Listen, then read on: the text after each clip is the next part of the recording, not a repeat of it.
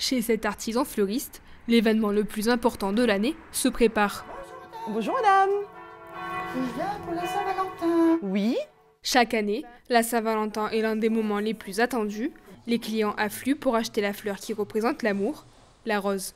On a des petits bouquets longues tiges comme ça, voilà, avec le petit gypsophile, le petit eucalyptus. On voit quand même au fil des années que les clients sont beaucoup moins présents, mais on a toujours nos fidèles. Et ça fait énormément plaisir parce qu'on sait qu'on peut compter sur eux. Et c'est vraiment une fête où justement on ne doit pas se louper. Et puis c'est vraiment, oui, notre chiffre de l'année. C'est pour ça qu'on compte énormément sur nos clients. C'est l'amour, voilà, c'est la petite flamme. Ça reste quand même le jour J, quoi. Malgré sa popularité, la rose n'est pas une fleur de saison hivernale. Plantées entre octobre et avril, elles éclosent généralement entre mai et septembre. Pour être vendues en février, les roses doivent être importées d'autres pays.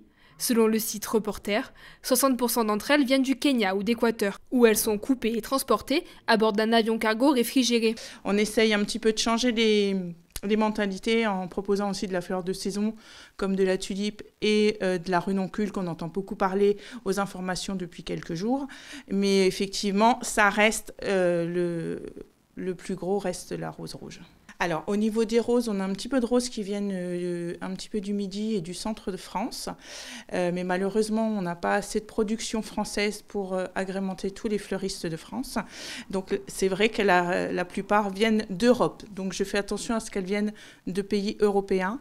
Je n'ai pas de roses qui viennent d'Afrique, par exemple. Je n'en ai plus non plus, ce qui n'était pas le cas il y a quelques années, qui viennent d'Équateur.